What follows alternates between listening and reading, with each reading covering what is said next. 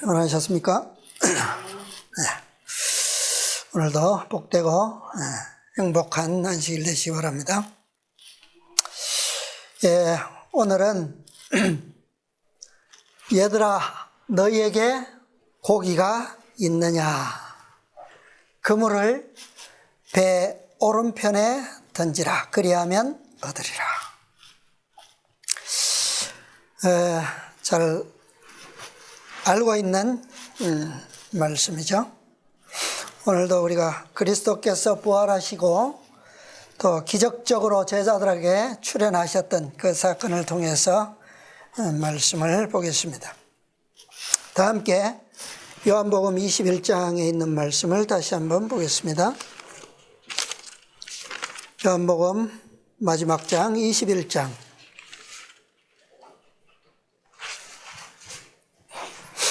21장 1절로 14절에 있는 말씀까지 보겠습니다. 찾으셨으면 읽어주시기 바랍니다. 그 후에 예수께서 디베랴 바다에서 또 제자들에게 자기를 나타내셨으나 나타내신 일이 이러하니라. 시몬 베드로와 디두모라 하는 도마와 갈릴리 가나 사람 나다나엘과 세베대의 아들들과 또 다른 제자들과 함께 있더니 시몬 베드로가 나는 물고기 잡으러 가노라 하매 저희가 우리도 함께 가겠다 하고 나가서 배에 올랐으나 이 밤에 아무것도 잡지 못하더니 날이 새어갈 때에 예수께서 바다에 섰으나 제자들이 예수신 줄 알지 못하는지라. 예수께서 이르시되 얘들아 너희에게 고기가 있느냐? 대답하되 없나이다.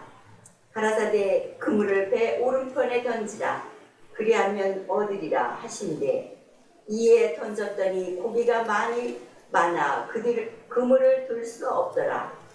예수의 사랑하시는 그 제자가 베드로에게 이르되 주시라 하니 시몬 베드로가 벗고 있다가 주라 하는 말씀을 듣고 겉옷을 두른 후에 바다로 뛰어내리더라. 다른 제자들은 육지에서 산 거가 불과 한 50간쯤 되므로 작은 배를 타고 고기 든 그물을 끌고 와서 육지에 올라오니 숯불이 있는데 그 위에 생선이 놓였고 떡도 있더라.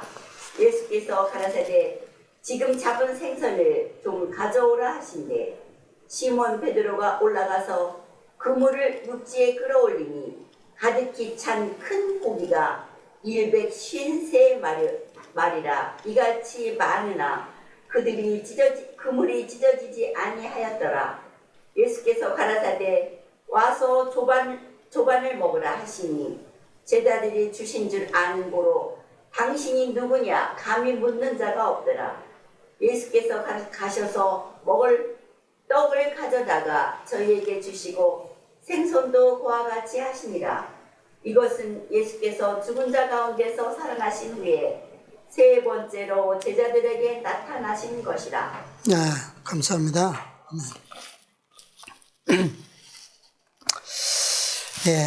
우리가 자주 보고 상고했던 말씀이지만 오늘 또 새롭게 다시 한번 보겠습니다.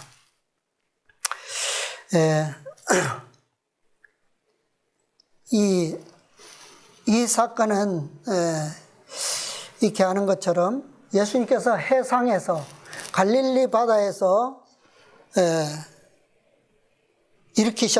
행하셨던 표적의 마지막 표적입니다. 5번째 표적이죠. 자, 5번째 표적인데 예수님께서 부활하신 후 제자들에게 몇 번째로 나타나셨다고요? 3번째 나타나신 표적이다. 지난 시간에 제가 5번의 표적을 이전에 일어났던 부활 후에 5번의 표적을 또 언급했죠. 그런데 그 5번은 12제자들이 아닌 마리아에게 나타나셨고 또 엠마오로 가는 2 제자를 포함해서 그런 거고요. 예수님께서 택하신 제자들에게 나타나신 것은 바로 이것이 세 번째다라고 하는 겁니다. 이 해상 갈릴리 바다에서 일어났던 그 표적 5가지 가운데 우리가 그 베드로에게 주시는 그 교훈이 믿음을 가르치시는 것이 뚜렷하게 나타나 있다라고 하는 것을 우리가 지금까지 여러 차례 생각해 봤습니다. 여기서 마지막으로 믿음의 완성에 관한 이적이에요. 믿음의 완성. 오늘 우리의 믿음의 완성도 이렇게 이루어지게 될 것입니다. 이런 방법으로. 자, 먼저 오늘은 시대의 소망에 있는 말씀을 먼저 보겠습니다. 809페이지입니다. 시대의 소망 809페이지. 제 85장인데요. 다시 한번 바닷가에서 시대의 소망 809페이지 제 85장 다시 한번 바닷가에서 첫 문단부터 보겠습니다. 예수께서 그의 제자들을 갈릴리에서 만나시기로 약속하셨으므로 유월절 주일이 끝난 직후에 그들은 그곳으로 발길을 돌렸다.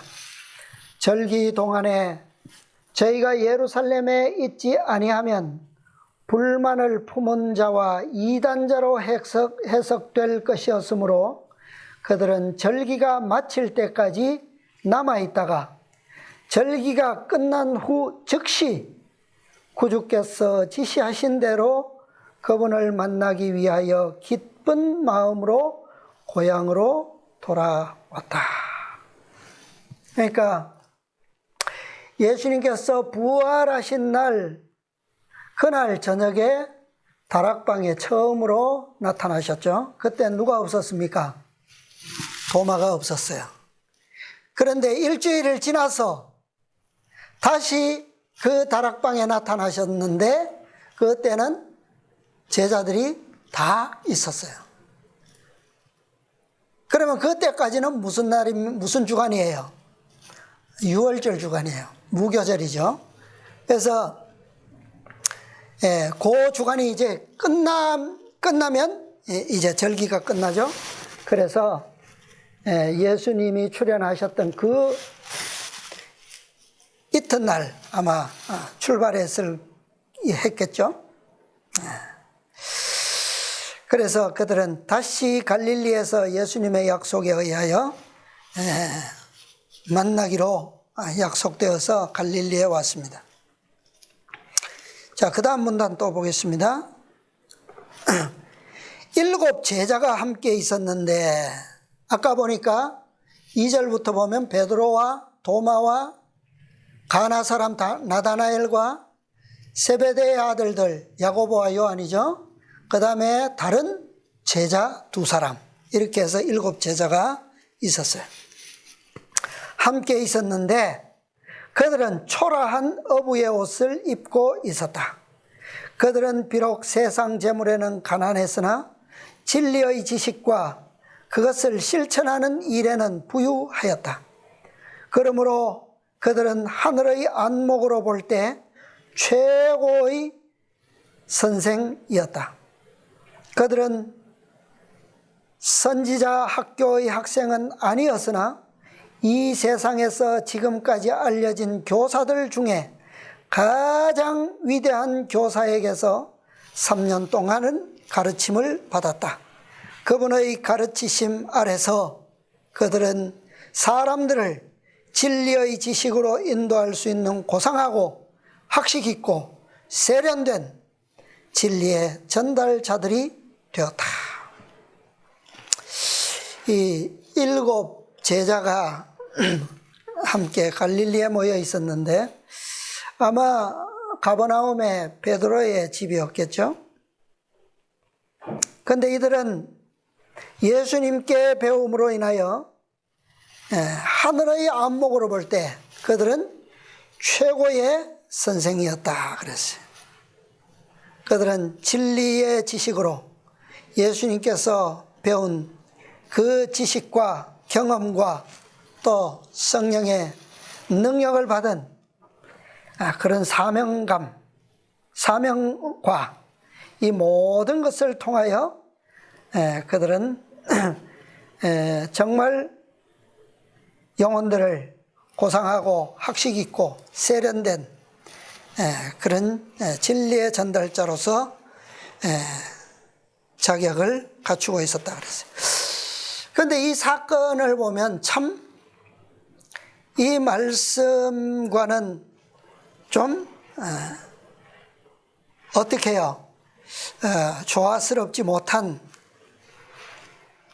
물론 그들이 가진 지식과 경험과 또 예수님께서 행하시는 표적과는 물론 거리가 있겠죠. 차원이 다르겠죠. 그러나 어쨌든 자, 그 다음 한 문단 건너서 좀 보겠습니다.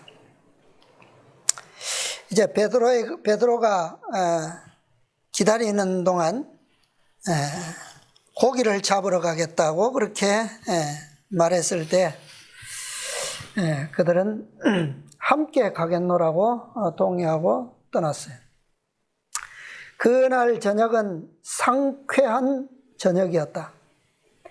아직도 배와 고기잡이에 대한 애착을 버리지 못했던 베드로가 그들에게 바다에 나아가 그물을 던지자고 제의하였다. 그들 모두는 곧 이 계획에 가담했다. 그들은 음식과 의복이 필요했는데 하루 저녁만 고기를 잘 잡으면 그러한 필요를 채울 수 있었다. 그리하여 그들은 배를 타고 나아갔다.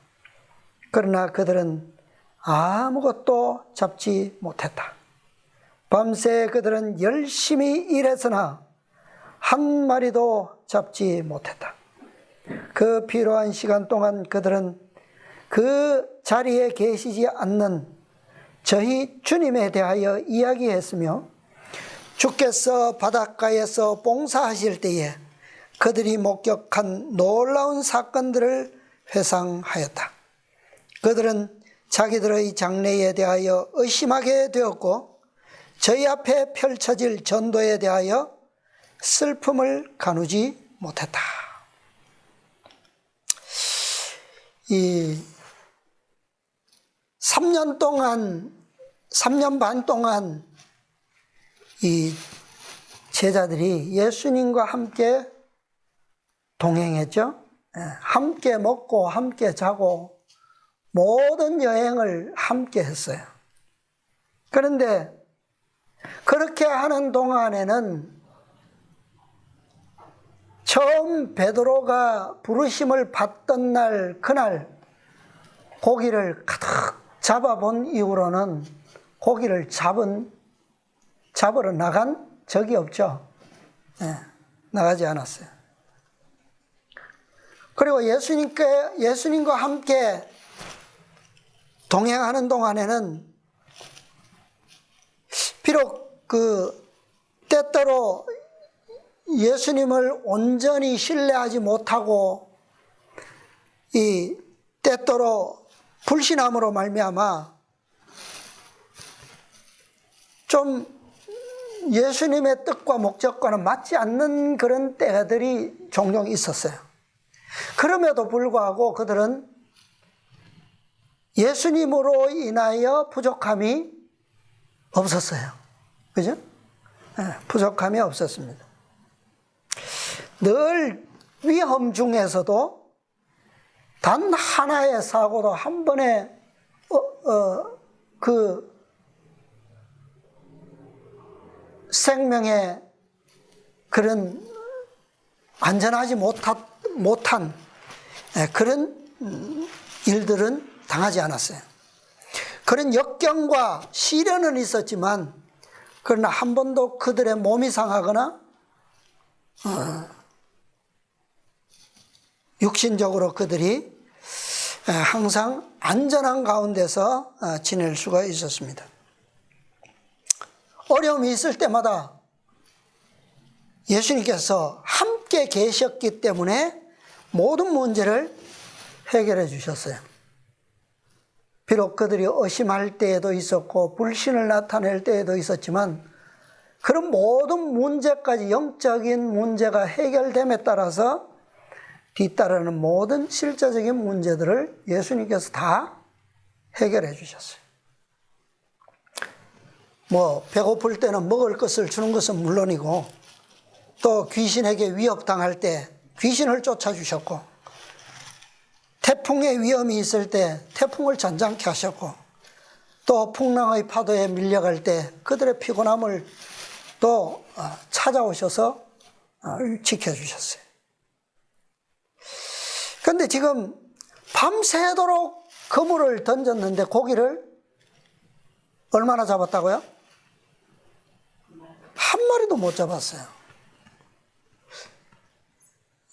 오랜 시간 동안 정말 업으로서 7명이 함께 그물을 던졌는데 한 마리도 못 잡았다라고 하는 것은 그들이 왜 고기 잡으러 가자고 했습니까? 무엇이 필요했다고요? 음식과 의복이 필요했다 그랬어요. 그런데 하루 저녁만 배를 고기로 채우면, 만선하면 그런 것들은 다 한 번으로 해결될다 그랬어요. 그래서 그런 목적을 가지고 갔는데 그 자리에는 누가 없었습니까? 예수님이 계시지 않았어요. 그래서 고기를 많이 잡았더라면 그들이 예수님을 기억했겠습니까? 많이 잡았더라면 예수님께서 지금까지 그 갈릴리 바다에서 나타내셨던 것에 대해서 그들이 이야기를 나눴겠어요? 어떨 것 같아요? 그물을 던지는 데마다 고기가 잡히면 바쁘겠죠. 그런데 다행히도 한 마리도 못 잡는 덕에 그들은 누구를 생각했습니까? 예수님을 생각했어요. 자, 그런데 참 그들의 생각이 어디까지 미쳤어요? 자, 지금까지는 우리가 본업을 버렸지만 예수님의 명령에 의해서 그분을 따랐기 때문에 우리가 먹고 몇 년, 수년을 아무것도 없는 그분을 모시고 다녔지만 한 번도 굶주리지 아니하고 헐벗지 아니하고 그렇게 잘 다녔는데 지금처럼 예수님께서 이제 그분의 지상사업이 마치셨고 이제 곧 며칠 있지 않으면 승천하실 텐데 떠나가시면 우리는 어떻게 될 것인가? 그분께서 우리 곁에 우리와 동행하시지 않는다면 우리는 앞으로 어떻게 될 것인가? 지금처럼 밤이 새도록 그물을 내려도 고기들 한 마리도 잡지 못한다면 제자들의 생각이 장래가 불안했어요. 그들의 생각이 이 예수님께서 지금 우리와 함께 계시지 않는다는 것과 또 미래에 자신들이 그분의 사명을 위탁받고 나갈 때에 홀로 나가야 된다는 그런 장래에 대한 불안감, 또 주님께서 이 땅에 계신지 않는다라고 하는 슬픔, 이런 것들로 마음이 벅차게 됐을 때 그때에 예수님께서 그들에게 오셨어요. 자, 다음 문단 보면요, 810페이지요. 이 모든 시간 동안 외로이 바닷가에 서서 그들을 지켜보는 한 목격자가 있었으나 그분은 눈에 보이지 않았다. 마침내 아침이 밝아왔다. 배는 무태서 얼마 떨어지지 않은 곳에 있었다. 제자들은 바닷가에 서서 얘들아, 너희에게 고기가 있느냐? 라고 묻는 한 낯선 사람을 보았다. 자, 지난번에 갈릴리 바다가 얼마나 넓은 호수인지 아셨죠? 뭐 폭이 10몇 킬로나 되고 또 길이는 가장 먼 곳은 뭐 50몇 킬로 된다 그랬나요? 그런데 지금 제자들이 있는 곳은 이 땅에서 얼마나 가까이 있다고요? 성경에는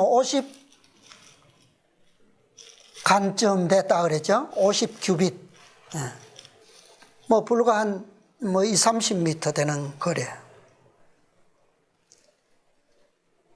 자, 그런데 아침이 밝았어요. 그런데 저 바닷가의 육지에 예수님께서 서 계셨는데 제자들이 그분을 어떻게 해요? 알아보았습니까? 알아보았어요?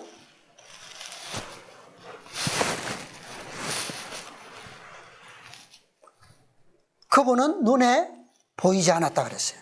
네. 없어서 안 보이는 겁니까? 이제 한 목소리가 들리죠? 얘들아, 너희에게 고기가 있느냐? 이제 한 낯선 사람이 보입니다. 그죠? 근데 그분이 누구신지는 몰라요. 예수님인지는 몰라요. 그런데 그들이 뭐라고 대답합니까? 없나이다 라고 대답했을 때 그 사람은 그물을 배 오른편에 던지라, 그리하면 얻으리라고 말씀하셨다. 이에 던졌더니 고기가 많아 그물을 들 수 없었다. 요한은 그 낯선 사람을 알아보고 베드로에게 누구라고요? 주시라고 부르짖었다. 자, 여기에 보면 그물을 배 오른편에 던지라, 그리하면 얻으리라. 이렇게 말씀하실 수 있는 분은 누구밖에 없어요? 예수님밖에 없어요. 그것을 누가 알았다고요? 그 사실을 이 제자들이 알았어요. 자, 그 먼저 어떤 음성이 들려왔어요? 얘들아, 너희에게 고기가 있느냐? 이것은 누구라도 할 수 있잖아요. 그죠? 너희에게 고기가 있느냐? 고기 잡고 있으니까 누구라도 물을 수 있어요. 그죠? 그런데 두 번째 말씀, 그물을 배 오른편에 던지라, 그리하면 얻으리라. 이건 누구라도 할 수 있는 겁니까? 네, 누구만 하실 수 있어요? 창조주만 하실 수 있는 거예요. 하나님의 아들만. 그런데 그 사실을 누가 알아요? 제자들이 알고 있었어요. 7 제자들이. 왜요? 이미 이런 경험이 베드로에게는 있습니까? 없습니까? 있어요. 이게 예수님께로부터 온 보증이라고 하는 사실을 그들은 알고 있었다는 얘기예요. 그래서 그 음성 때문에 그들은 누구를 알아봤어요? 예수님을 알아본 거예요. 다시 말하면 그분의 모습을 보고 안 것이 아니라 무엇을 듣고요? 그분의 목소리, 음성을 듣고 그분을 알아본 거예요. 이것이 바로 제자들이 3년 동안 예수님을 통해서 배운 믿음이었습니다.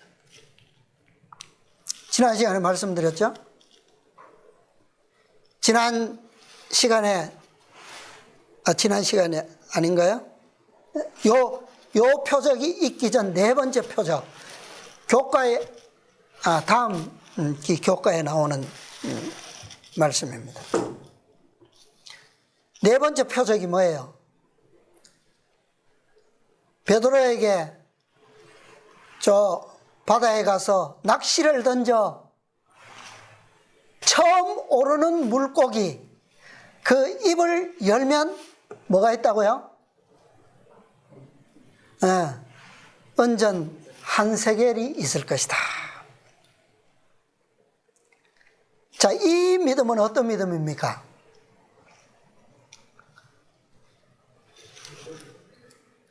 지금 예수님과 제자들은 어디에 있어요?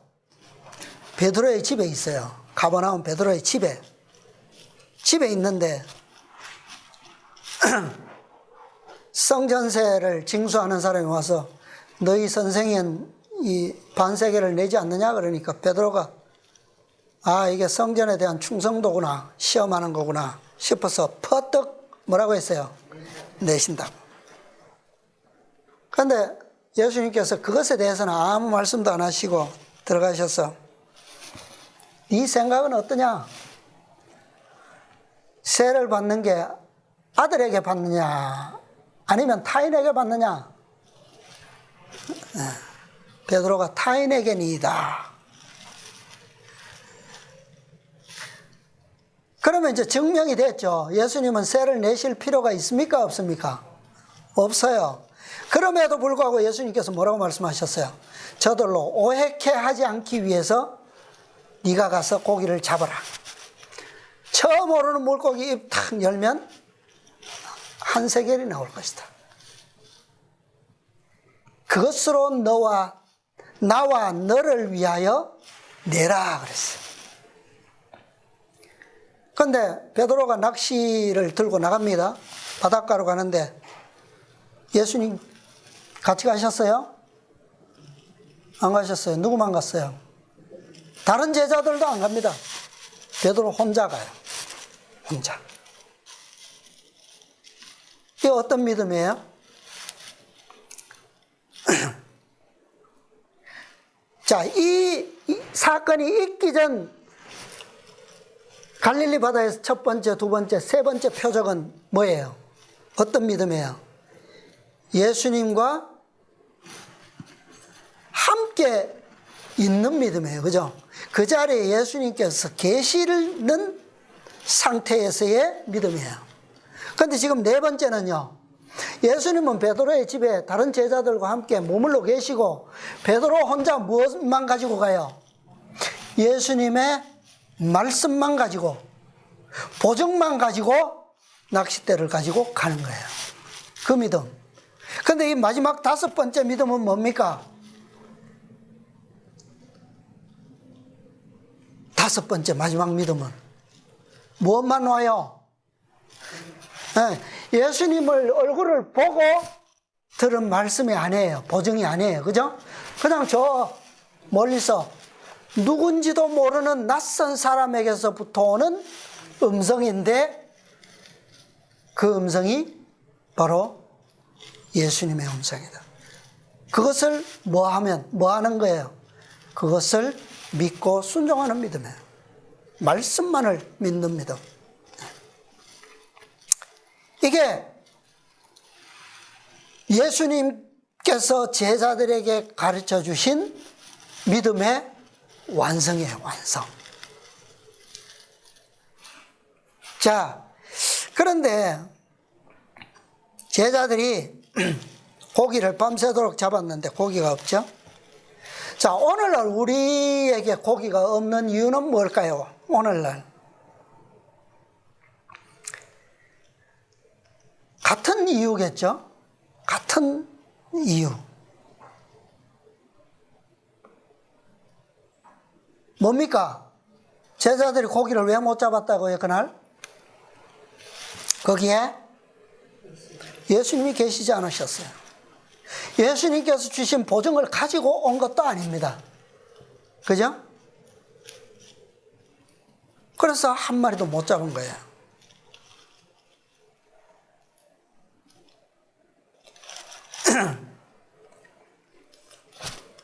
말씀을 떠난 그리스도께서 동석하시지 않는 그런 믿음은 아무런 결실도 없다라고 하는 사실이에요. 자, 교회정언 1권에 보면 이런 말씀이 있어요. 1정한 436, 437입니다. 나는 애정을 분리시키고 하나님에 대한 최고의 사랑을 마음에서 빼앗아가고 하나님을 끝없이 신뢰하고 믿지 못하도록 방해하는 것은 무엇이든지 품성을 꼴지어 일종의 우상의 형태를 이루는 것임을 보았다. 나는 크고 첫째 되는 계명을 보게 되었다. 첫째 되는 계명이 뭐예요? 내 마음을 다하고 목숨을 다하고 뜻을 다하여 주 너의 하나님을 사랑하라.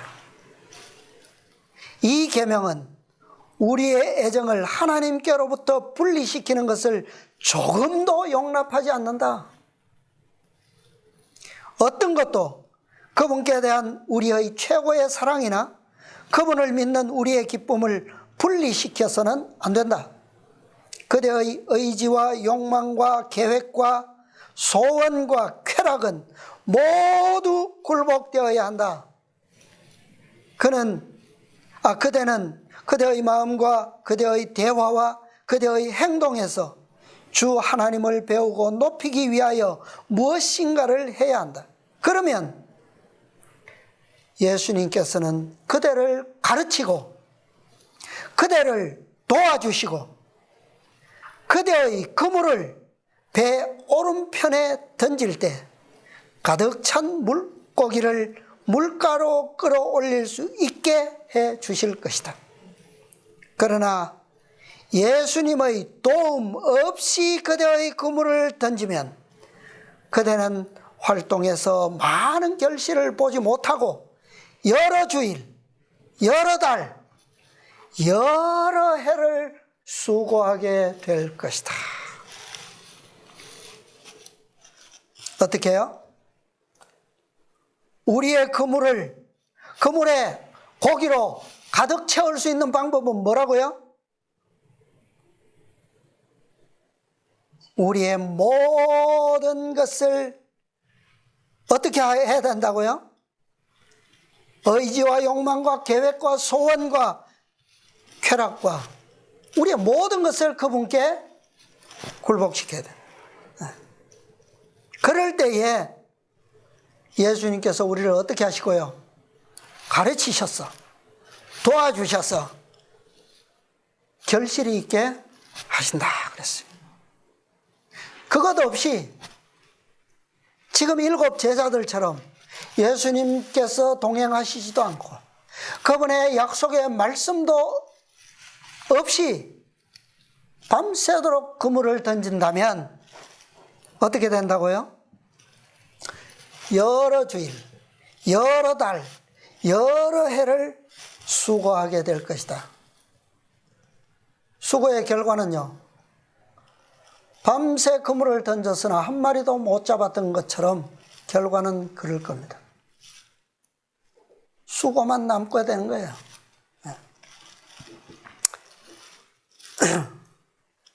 자, 또 한 말씀 보면요. 증언보감 3권 3보감 192페이지입니다. 주님께서는 우리 모두가 저희의 번영은 그분과 함께 그리스도 안에 감추어 있음을 깨닫기를 바라신다. 또한 그것은 저희의 겸비함과 온유함, 전적인 순종과 헌신에 달려 있음을 알기 원하신다. 그들이 위대한 교사에게서 그 교훈을 배워 자신에 대하여 죽고 인간을 신뢰하지 않으며 육체로 저희의 무기를 삼지 않을 때에 저희가 그분께 도움을 구하면, 다시 말하면 모든 것이 다 뭐 할 때? 불가능할 때에 뭐요? 그분께 도움을 구하면. 그죠? 제자들의 경험을 보면 그거밖에 안 돼요. 해보지 않고 도움을 구하는 적이 없어요. 그죠? 다 해보고 이제는 더 이상 아무것도 할 수 없을 때, 그때 뭐합니까? 굴복하고 주님을 부르짖어요. 그죠? 구하면 주님께서는 그들이 필요로 하는 모든 때에 즉각적인 도움을 주실 것이다. 그분께서는 공의로 저희를 인도하실 것이다. 그분께서는 저희의 오른편에 계셔서 저희를 권고하실 것이다. 그분은 저들에게 이것이 정론이 이리로 행하라고 말씀하실 것이다. 그대의 그물을 믿음의 편인 배의 오른편에 던져라. 자, 과거에 제가 말씀드렸어요. 14만 4천인들은 모두 오른편 계보의 백성들이다. 어느 편요? 오른편. 족보 자체가 14만 4천이는 오른편 계보를 타고 내려온 백성들이라는 거예요. 지난번에 제가 153마리의 표적에서 이렇게 말씀드렸어요. 자, 과연 그러면 오른편 계보의 백성들로서 우리의 믿음의 편, 오른편은 어디일까요? 이 정언복음 3권 192페이지의 말씀을 교회정언 7권에서도 똑같은 문단을 기록하고 있는데, 정언복음 3권에서는 오른손 왼손 할 때 오른편이라고 번역되어 있는데, 똑같은 원문을 번역한 교회정언 7권에서는 오른쪽 왼쪽을 한 게 아니라 옳다 그르다라고 하는 오른편이라고 번역을 해놨어요. 그 다음에 교회정언 4권 75페이지에도 옳고 그름에 대한 오른편이라고 말씀되어 있어요. 자, 그러면 우리에게 14만 4천인들에게 있어서 오른편이 어디입니까? 오른편. 예수님 계신 곳은 어딜까요? 네? 자, 제자들에게 자, 배 오른편으로 그물을 던지라. 그리하면 얻으리라. 그 편에 누가 계셨다고요? 예수님께서 서 계셨는데, 자, 그러면 예수님이 계신 그 오른편은 우리에게 어떤 편이냐? 어떤 의미냐는 거예요. 오늘 우리 안식일학교에도 계속 나오잖아요. 어떤 편이라고요, 그게? 말씀의 편이다, 말씀. 진리의 편입니다. 다섯째 천사의 기별은 뭐죠? 음성이잖아요, 그죠? 근데 어디서 나는 음성입니까? 계시록 18장 4절.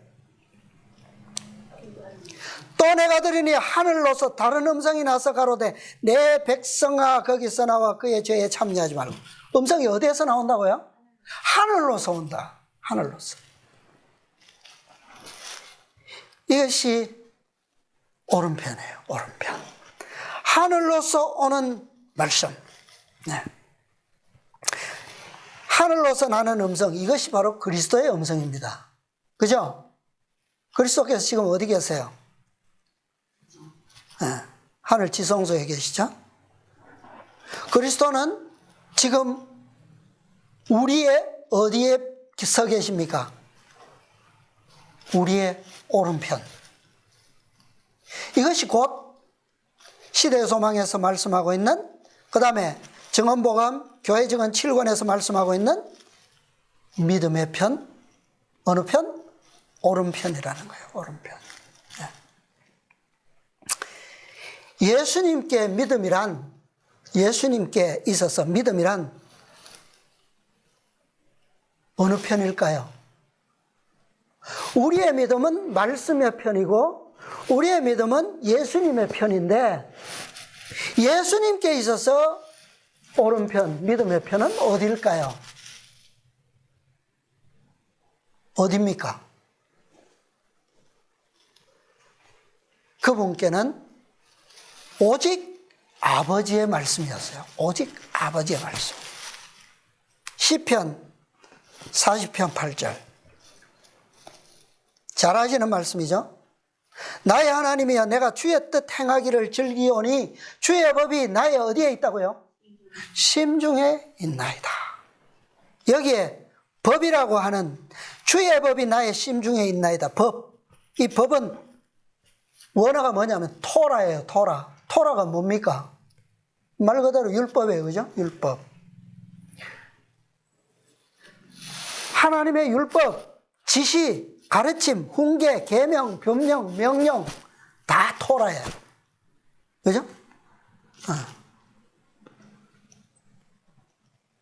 예수님께 토라는 하나님의 아버지의 말씀, 모세가 기록한 오경에 기록된 아버지의 모든 말씀이에요. 자, 예수 믿음은 오직 주의 말씀이다. 시편 119편 보면, 시편 119편 147, 148절. 내가 새벽 전에 부르짖으며 주의 말씀을 바라사오며 주의 말씀을 묵상하려고 내 눈이 야경이 깊기 전에 깨었나이다. 이게 뭐예요? 이게 누구의 경험이에요? 이게 예수님의 생애예요. 그죠? 예수님은 매일 이렇게 사셨어요. 새벽 전에 부르짖고 주의 말씀을 바라고 그것을 묵상하기 위해서 야경이 깊기 전에 기도하셨어요.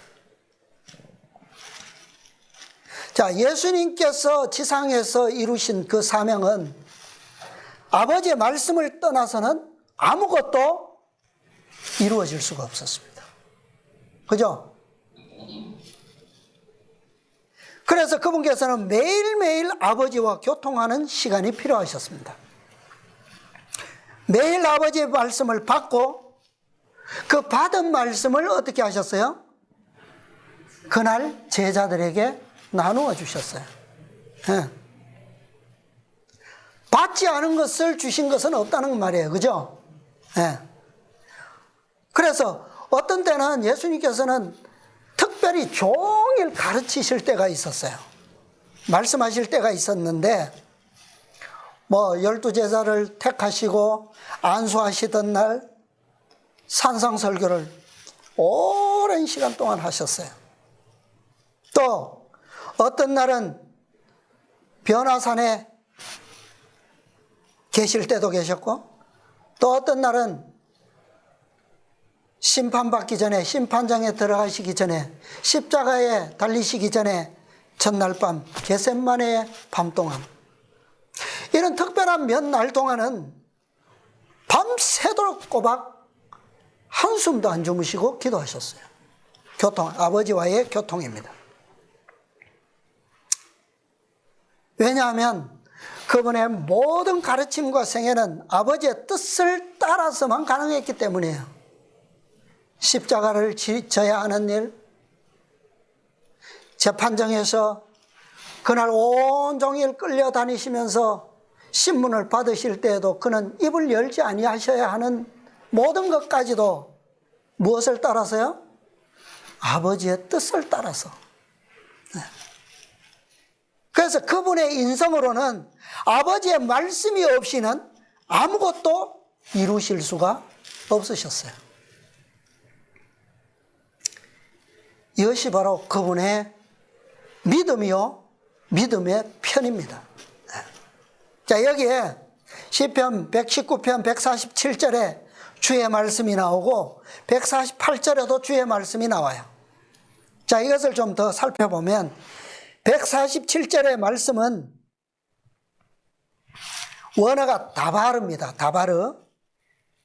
뜻은 뭐냐면 말, 언어. 그죠?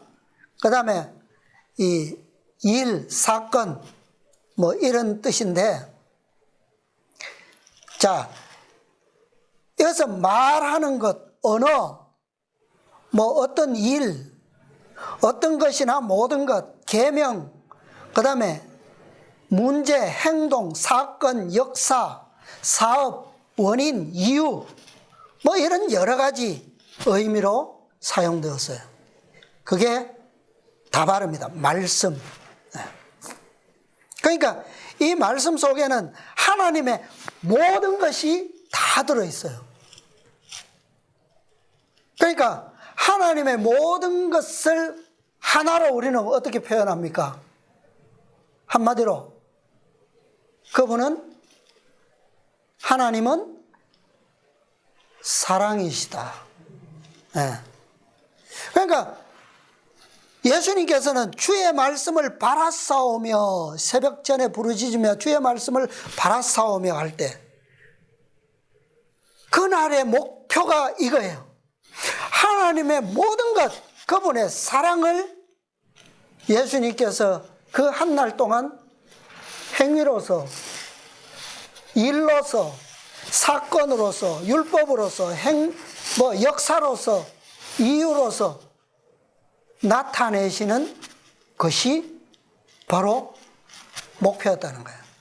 그러니까 그분의 생애 전체를 의미하는 거예요, 이것은. 그 다음에 148절 그 다음 절에 나오는 주의 말씀을 묵상하려고 내 눈이 야경이 깊기 전에 깨었나이다. 이 주의 말씀은 원어가 달라요. 이므라입니다. 이므라.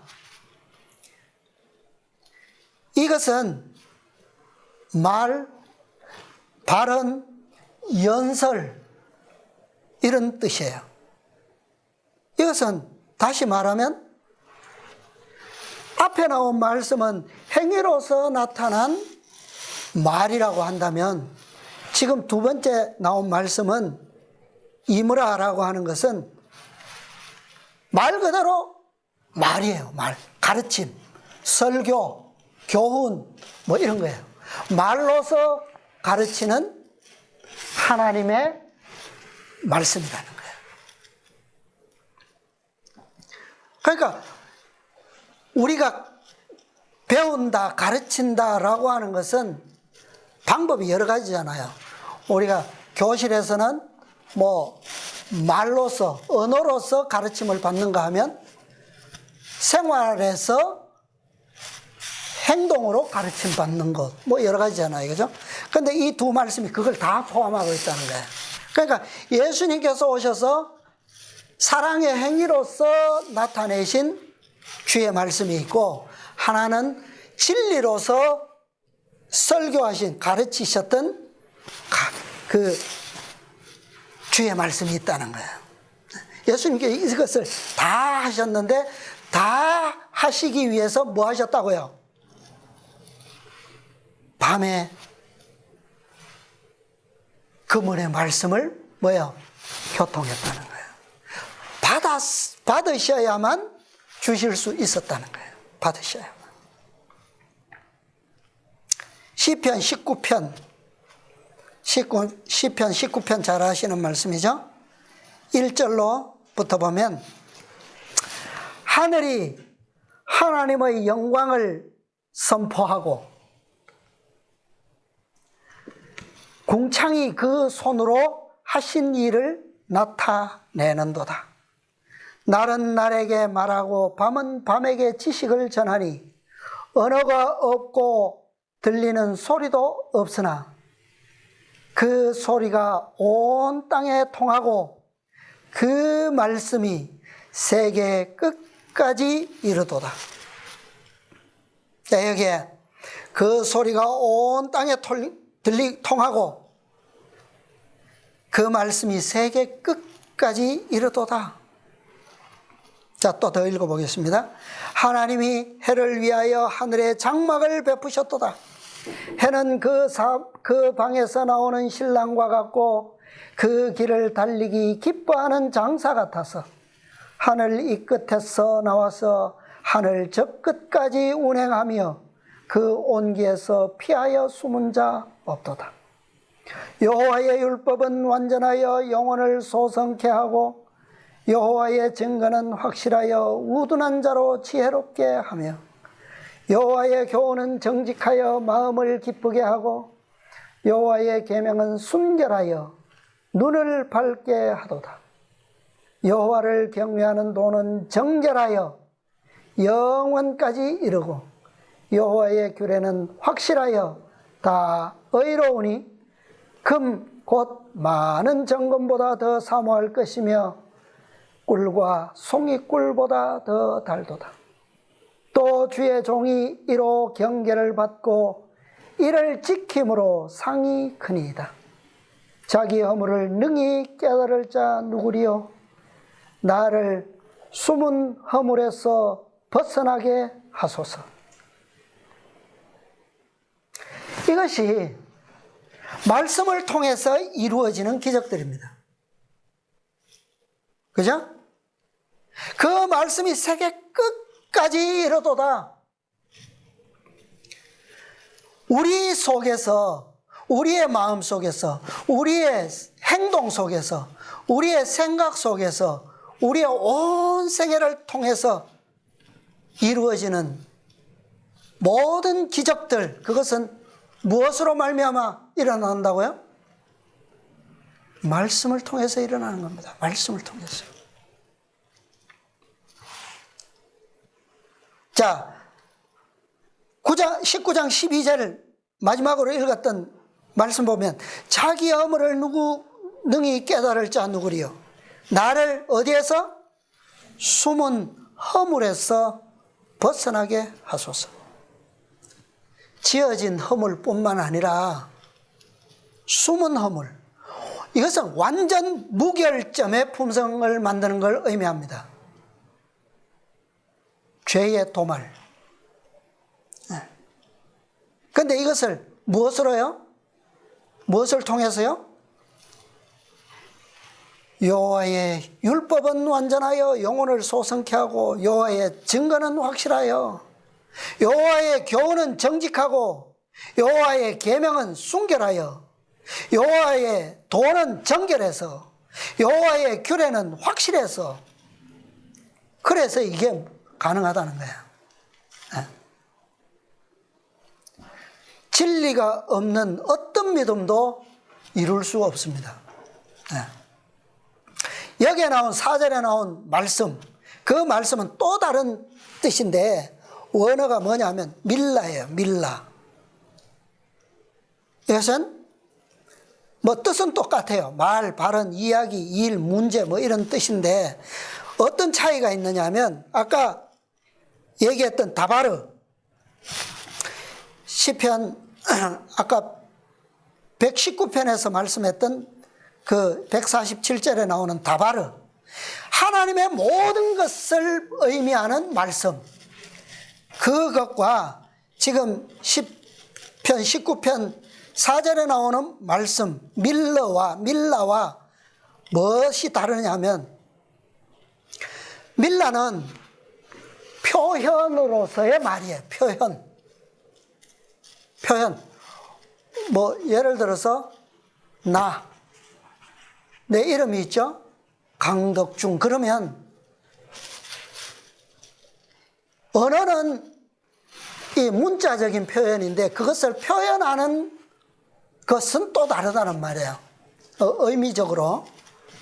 그러니까 밀라는 말씀을 표현하는 것이고, 그러니까 표현하는 행위가 있잖아요. 그죠?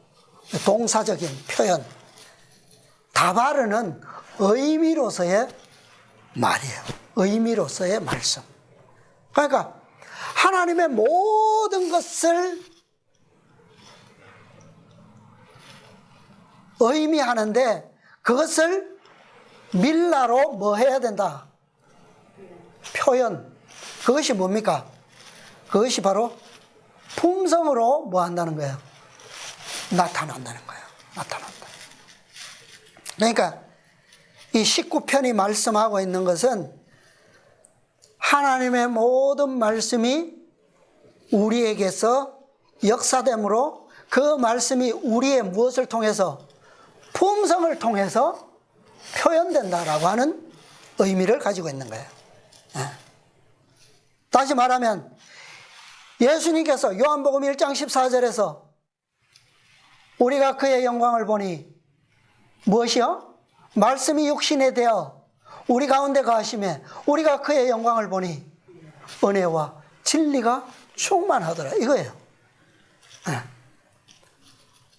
그래서 말씀이 육신이 된, 즉 품성으로서의 언어, 그것이 바로 시편 19편에 나온 4절이 말씀하는 그 소리가 온 땅에 통하고 그 말씀이 세계까지 이르도다. 품성으로서의 언어라는 거예요. 뭐 우리가 세계의 언어가 다 다르지만 가면은 다 통한다 그러죠. 무엇으로 통합니까? 마음으로 통하는 거예요. 마음으로. 그죠? 이게 14만 4천인들이 배울 수 있는 최후의 마지막 완전한 믿음이에요. 이렇게 말씀과 동행하면서 배우는 자들, 그런 자들이 무엇을 알아듣는다고요? 그분의 음성을, 표현으로 나오는 음성을 알아들을 수 있고, 이 음성을 아는 자들만이 뭐 할 수 있어요? 그물을 던질 수 있어요. 예수님께서는 분명히 말씀은 그물을 배 오른편에 던지라 그랬는데 그 음성을 못 알아들어가지고 저 깊은 데로 던지면 되겠습니까? 오늘날? 엉뚱한 고기가 잡힐 거예요.